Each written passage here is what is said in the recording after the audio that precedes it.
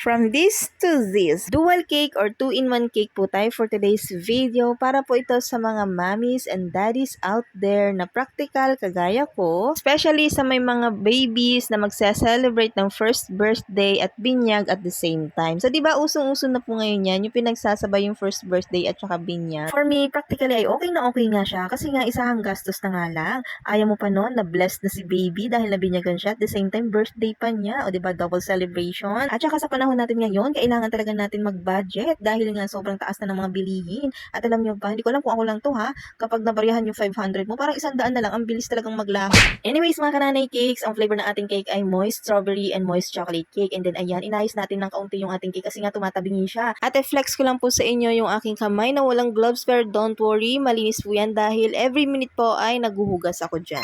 Kaya common na common sa aming mga baker ang sakit na carpal tunnel o di kaya ay nanginginig na yung mga kamay gawa nga ng overuse na siya tapos panay pa ang hugas. In short, pasma, ganon.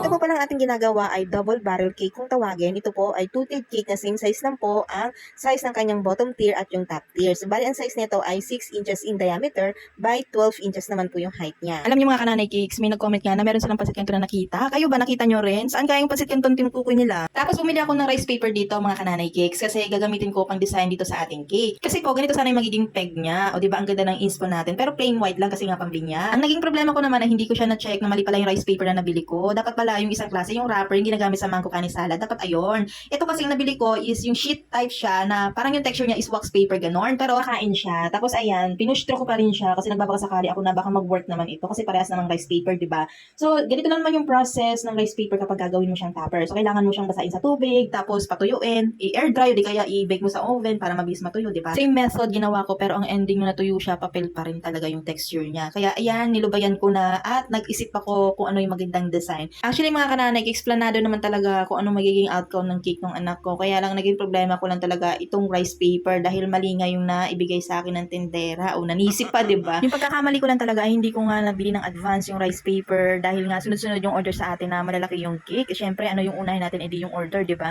Tapos, sabi ko naman, madali lang naman yung design, so masyado ko naging kampante. Tapos yun pala, epic fail. Tapos time check, 2 AM na to ng madaling araw, tapos buti na lang talaga, kahit pagod tayo, alam mo yun, yung tatong lupa mo, kaya pa matrabaho, pero yung isip mo lutang na ganon. Pero ganun pa man, buti at gumana pa rin ang brain cells natin at naitawid pa rin yung design nitong ating cake. Tapos kinaumagahan ko na nilagay yung mga glittered gold balls, buti na lang may stock ako niyan, tapos yung white balls. Then, nagpagawa pala ako nitong cardstock na name niya, and then yung sugar flower dyan na white, binili ko lang din yan sadya kasi gusto ko talaga ilagay yan sa cake niya. Tapos yung baby na yellow, keychain niya ng anak kong panganay, at sakto-sakto talaga na bagong pabili lang niya yan. Tapos, syempre, malinis pa. Kako, hiramin ko muna, gawin ko muna ng topper dito sa cake na baby. Buti na nakatmadaling kausap, kaya napapayag natin siya. Tapos, since epic fail nga tayo doon sa ating rice paper, ay dapat kasi isang cake lang, tapos papalitan ko lang yung happy christening na topper ng happy birthday. Tapos, mag-a-add lang ako ng mga butterflies saka non-edible decorative balls. Ay, kaso epic fail nga tayo doon. Kaya ito, ang ginawa ko, nilipat ko na lang yung ibang decoration dito sa likod. O, diba, ano sa tingin nyo? Mukha bang minadali at hindi pinag-isipan yung mga design ng cake natin? Ano sa tingin nyo si nanay cakes nyo? Practical o